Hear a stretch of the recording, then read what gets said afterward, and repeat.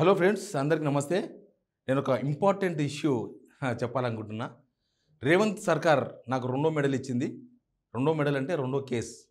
First case ఏమో మంత్రి సీతక్క వాళ్ళ కాన్స్టిట్యున్సీలో పస్రా పోలీస్ స్టేషన్లో పెట్టిండ్రు, అది నడుస్తుంది కేసు. ఇప్పుడు రెండో కేసు ఏమైందంటే మాదాపూర్ పోలీస్ స్టేషన్లో బుక్ అయింది నా మీద. ఎఫ్ఐఆర్ కూడా వచ్చింది మనకు.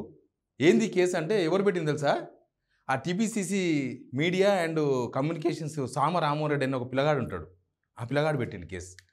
సరే పెడితే పెట్టని, ఎందుకంటే మనం లీగల్గా అన్నీ ఎదుర్కోవాల్సిందే.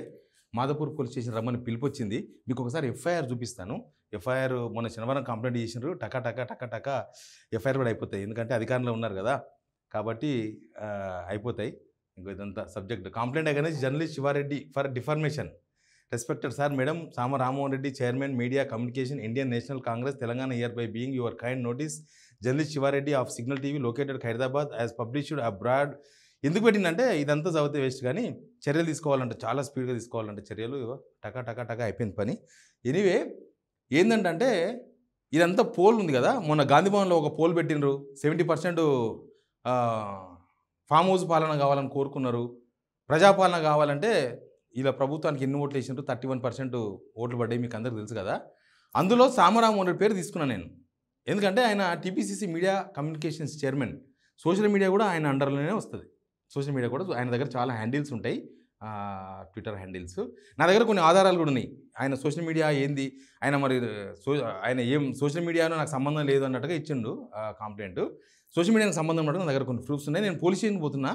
పోలీస్ స్టేషన్ పోయిన తర్వాత అక్కడ ఎస్ఐ గారితో మాట్లాడిన తర్వాత మళ్ళీ పోలీస్ స్టేషన్ దగ్గరనే మాట్లాడదాం. అసలు ఈ కేసు ఏంది, కేసు ఎక్కడ దాకా పోతుంది, భయపడేది లేదు. 100% సబ్స్క్రైబర్స్, నాన్ సబ్స్క్రైబర్స్ అందరూ ఈ వీడియో ఖచ్చితంగా వాచ్ చేస్తున్నందుకు కృతజ్ఞతలు మీకు. మీరు సబ్స్క్రైబ్ చేసుకునే వాళ్ళు చాలామంది, 60% సబ్స్క్రైబ్ చేసుకునే వాళ్ళు చూస్తున్నారు. మీరు ఖచ్చితంగా సబ్స్క్రైబ్ చేసుకోండి. ఇట్లాంటి కేసులు నా మీద ఎన్ని బుక్ అయినా భయం లేదు, ఎందుకంటే మీరందరూ నా వెంట ఉన్నారనుకుంటున్నా. చలో మనం మాదాపూర్ పోలీస్ స్టేషన్ అక్కడ మాట్లాడుకుందాం.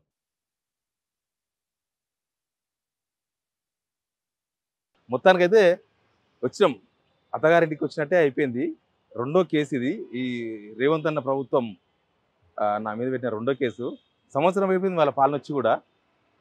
2 గ్యారెంటీలు అమలు చేయాలి, కానీ రెండు కేసులు అయితే నా మీద అయినాయి. సరే, నో ప్రాబ్లం. నేను ఇండిపెండెంట్ జర్నలిస్ట్గా నేను మెయిన్ మీడియా నుంచి వచ్చినప్పుడే అనుకున్నా ఇట్లాంటి జరుగుతూ ఉంటాయి, భరించాలని. ఎనీవే మాదాపూర్ పోలీస్ స్టేషన్కి వచ్చిన నాకు నోటీసులు ఇచ్చిర్రు. సార్ ఇదండి, నేను అడ్వకేట్ ఫ్రెండ్ అన్నతో వచ్చిన, లక్ష్మణ్ అన్నతో వచ్చిన. సెక్షన్లు రకరకాల సెక్షన్స్ ఉన్నాయన్న చెప్తాడు, ఎందుకంటే ఇవన్నీ అడ్వకేట్లకు బాగా తెలుస్తాయి. ప్రాక్టికల్ అడ్వకేట్స్ కదా మనం, స్టూడెంట్స్ము. అన్న ఏం చెప్తారు, ఏం సెక్షన్లు ఏంది అసలు మన మీద?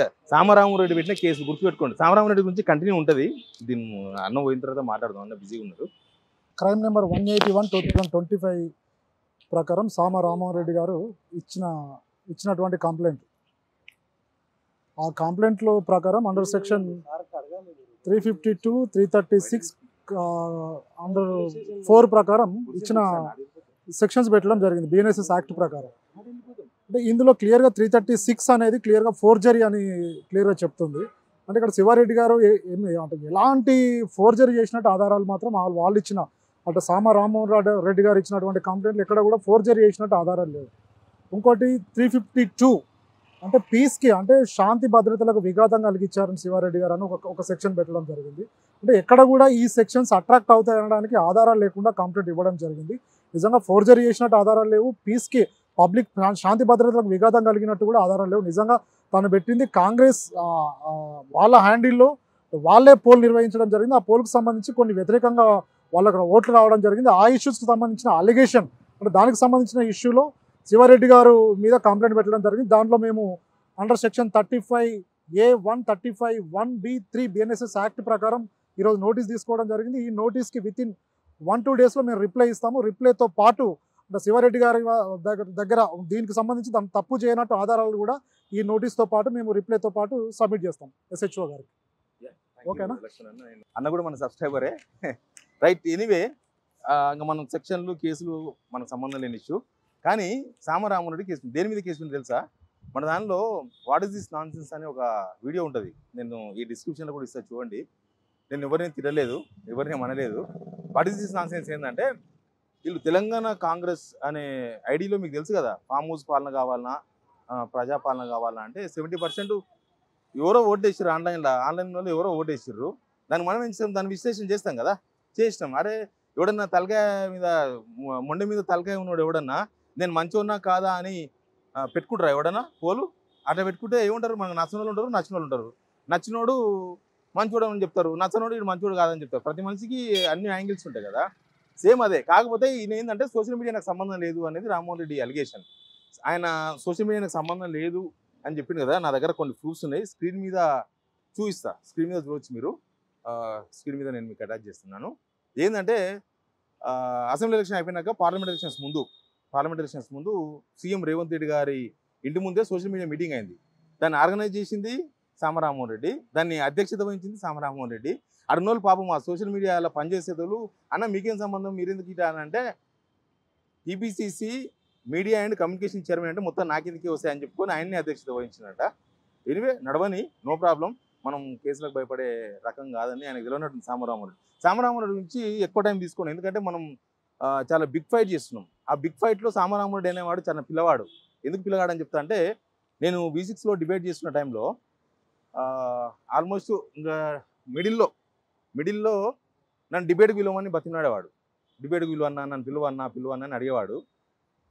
పిలిచిన ఒక 2 సార్లు పిలిస్తే అక్కడ మేనేజ్మెంట్ ఈ పిల్లాడు కూడా అసలు మాట్లాడానికి వస్తలేదు, ఏమొస్తలేదు, ఎందుకు పిలుస్తారు, టైం వేస్ట్ చేస్తారు, వేరే వాళ్ళు పిలువన్నా అంటే లేదు యూత్ కదా ఎంకరేజ్మెంట్ చేద్దాము, ఏముంటుంది ఇక ఎప్పుడు కాంగ్రెస్లో పాతోలేనా, కొత్తలు కూడా రానే అన్నట్టుగా పిలిచినాం. ఆయనకు మాట్లాడానికి రాదన్న సంగతి అందరూ తెలుసు. ఆయన ఎట్లా తెలుసు అని అంటే, నేను సిగ్నల్ టీవీ పెట్టిన తర్వాత కూడా సోమాజిగూడ ప్రెస్ క్లబ్లో ఒకటి నిరుద్యోగుల తరఫున నిరుద్యోగులకు అసలు చర్చలు చెప్తలేదు ప్రభుత్వము, కనీసం ఒక బాండింగ్ అని ఏర్పాటు చేద్దాము, కనీసం చర్చలకైనా పిలవండి, ఒక కమిటీ చేద్దామని professor Haragopal sir, Konaram sir, ఇట్లా కొంతమంది పిలిచిన, కాంగ్రెస్ నుంచి కూడా కొంతమంది పిలిచిన, కాంగ్రెస్ నుంచి ఎవరిని పిలిచిన, కోనరామ్ సార్ కూడా కాంగ్రెస్ మీద జమ చేసిన ఆ రోజు, అద్దంకి దయాకరు, తర్వాత కొనగాల మహేష్, ఇట్లా కొంతమంది పిలిచి వాళ్ళకు కుర్చీలు వేసి ఆ కుర్చీలో పేపర్లు అతికించిన, వీళ్ళు వస్తే కూర్చుంటారు, రాకపోతే ఆ కుర్చీలు చూద్దామని. అట్లా చేసినప్పుడు ఆయన ఫోన్ చేసి సామరామోహన్ రెడ్డి, మాకు అవకాశం ఇవ్వచ్చు కదా, మాకు కూడా ఒక సీటు ఖాళీ పెడితే మేము కూడా ప్రచారంలోకి వస్తాం కదా, మాకు కూడా ప్రచారం వస్తుంది కదా, అట్లా ఎందుకు మాకు కూడా ఒక సీట్ వేసి ఒక పేపర్ అతికిస్తే ఏం పోతుండే అని బతిమలాడండి. అట్లాంటి మనిషి ఆయన. ఇక ఆయన గురించి ఇంకా చెప్పాలంటే చాలా ఉంది, పెద్ద మ్యాటర్ ఏం కాదు. ఆయన వనస్థపురంలో 7th ప్లేస్ వచ్చిందంటే ఆయన పరువు పోయిందంట, దీనిలో కేసు పెట్టిందంట. అది పబ్లిక్ డొమైన్లోనే ఉన్నది కదా, చూసుకోవచ్చు కదా. ఓడిపోయితే పోలే పరువు నీకు, నేను చెప్తే పరువు పోయిందా, అది పబ్లిక్ డొమైన్లో ఉన్నది, నువ్వు ఈజీగా క్యాచ్ చేసుకోవచ్చు, నువ్వే చూసుకోవచ్చు. దానికి నేను కొత్తగా నేను చెప్పాల్సిన అవసరం ఏం లేదు. 2008 ఎండింగ్, ఆల్మోస్ట్ ఎలక్షన్స్ ముందు 2009 ఎలక్షన్స్ ముందు ధర్మపురి శ్రీనివాస్ గారు PCC ప్రెసిడెంట్ ఉండే, అప్పటి నుంచి కాంగ్రెస్ చూసిన, అప్పటి నుంచి 2017 దాకా చూసిన, దాదాపు 8 సంవత్సరాలు సుదీర్ఘంగా చూసిన కాంగ్రెస్. నాకు కాంగ్రెస్ వ్యవహారాలంతా మ్యాక్సిమం తెలుసు. రిపోర్టర్ పొద్దుగాలి సానే ఉంటుంది గాంధీభవన్లో. వీళ్ళెవరు ఇప్పుడు ఈ కేసు పెట్టిన ఈ బాల్బచ్చాలు ఎవరు అప్పుడు కనపడకుంటారు, ఎవరు వీళ్ళంతా వచ్చిన నిన్నమొన్న వచ్చి వాళ్ళ వీళ్ళని బతిమలాడి ఈ ఛానల్లో ఆ ఛానల్లో 4 అరిస్తే చాలు లీడర్ అయిపోతామని అనుకునే టైపు. ఈ అధికారం మదం, ఇది అధికారం మదంతో పెట్టుకున్న కేసు. ఎందుకంటే మా అధికారం ఉంది, పోలీసులు మేము చెప్తే వింటారు, మేము కేసు పెట్టేస్తే అయిపోతుందని. మా సిగ్నల్ టీవీ మీద ఎన్నో బండాలు ఇచ్చారు మీ సోషల్ మీడియా వాళ్ళు. మీరే సోషల్ మీడియా అంటే ఎవరేం కదా, రామ్మోహన్ రెడ్డే. ఆయన లేకపోతే సోషల్ మీడియా మీటింగు ఎందుకు అటెండ్ అయ్యాడు, టైంపాస్కి అటెండ్ అయ్యాడా, ఇంకా వేరే దానికి అటెండ్ అయ్యాడా? సిగ్నల్ టీవీ కేటీఆర్ పెట్టించిండు, కేటీఆర్ డబ్బులు ఇచ్చిండు, నేను పెట్టుకుంటున్నాయి కేసులు. ఈ చిల్లర పంచాయతీలు పెట్టుకోదలుచుకోవాలి. మనం ప్రజా సమస్యల మీద ఫైట్ చేస్తున్నాం, ప్రజల కోసం ఫైట్ చేస్తున్నాం. నేను వీళ్ళకి చెప్పదలుచుకుంది ఏంటంటే, యాక్చువల్గా ఆ పోల్ మీద ఢిల్లీ వాళ్ళు సీరియస్ అయిన అనేది తప్పు అంటారు. మాట్లాడమని, రాహుల్ గాంధీని మాట్లాడమని తప్పని చెప్పమను. ఆ స్క్రీన్ షాట్ తీసుకొని పోయి ఆ బీజేపీ వాళ్ళు, ఆమ్ ఆద్మీ పార్టీ వాళ్ళు ఆ రఫ్పున తిప్పితే కాంగ్రెస్ ఇప్పుడు ఎన్ని సీట్లు వస్తావు, 1 సీట్ వస్తావు, 2 సీట్లు వస్తాయి ఆయన కాడ ఉన్నది. ఏసీసీ వాళ్ళేమో పిలిచి బంగారు బిడ్డ బాగా పెట్టినావు ఆయన పాప, మంచిగా పోల్ పెట్టినావు, కాంగ్రెస్ మంచిగా 0కి తీసుకొచ్చినామని మెచ్చుకుంటారు. రైలను తిట్టపోతే what is this nonsense అని వాళ్ళు అన్నారు అని నేను పెట్టినా. What is this nonsense అని నేను ఎందుకు అంటారు? ఏసీసీ పెద్దలు ఈయనతో మాట్లాడతారు, పెద్దవాళ్ళతో మాట్లాడతారు, ముఖ్యమంత్రి గారితో మాట్లాడతారు, PCC ప్రెసిడెంట్తో మాట్లాడతారు, ఇంకెవరితోనో మాట్లాడతారు. అది మాకు సోర్సెస్ ఉంటాయి, మేము తెలుసుకొని పెడతాం. దానికి ఈయన పరువు పోయిందంటాడు. ఈయన ఏమన్నా కూడా తెలుస్తలేదు. ఇట్లాంటి వల్ల మనం పట్టించుకోవాల్సిన అవసరం లేదు. కానీ గవర్నమెంట్కి నేను ఒకటి చెప్పదలుచుకున్నా. ఇది ఎందుకంటే ఇది అఫీషియల్గా ఈ FIRలో మీరు చూడండి. FIRలో ఇది ఆయన ఇండివిజువల్గా పెట్టింది కాదు, ఆయన TPCC ఇన్ఛార్జ్గా మీడియా అండ్ కమ్యూనికేషన్ చైర్మన్గా స్టాంపులు వేసి మరీ పెట్టిండు. ఇది కాంగ్రెస్ పెట్టిన కేసు, కాంగ్రెస్ ప్రభుత్వం నా మీద పెట్టిన కేసు. నేనేం భయపడను.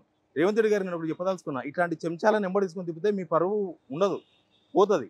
ఎందుకంటే వీళ్ళకి అవగాహన ఉండదు. వీళ్ళంతా ఆయనకి ఏం ఎక్స్పీరియన్స్ ఉన్నాక మీ వెంబడి తిప్పుకుంటున్నారు. కార్యకర్తలారా, కాంగ్రెస్ కార్యకర్తలారా, నేను మీ కష్టాన్ని కూడా చూసినోని, మీరు జైల్లో పడిపోతే చూసినోని, నేను మీ కష్టం వృధా అవుతుంది ఇట్లాంటి వాళ్ళ వల్ల, అనుభవం లేని వాళ్ళ వల్ల అని చెప్పిన ఆ వీడియోలో. మెడబడి దొబ్బండి ఇట్లాంటి వాళ్ళని కాంగ్రెస్ నుంచి, అప్పుడు తెలుస్తుంది వీళ్ళకి ఏముందని రాజభోగం అనుభవిస్తారు. ఏం చేశారు కాంగ్రెస్ కోసం వీళ్ళు? ఏం చేయలే. కష్టం మీది, సుఖం వీళ్ళది. కార్యకర్తలు అట్లే ఉన్నారు, ఇట్లాంటి వాళ్ళు అనుభవిస్తారు భోగం. ఇక ఇక ఇక చెప్పదలుచుకున్నది ఏమున్నది? చాలా సమస్యలు ఉన్నాయి, ప్రజా సమస్యలు. గవర్నమెంట్ ఎజెండా అవే ఉండాలి.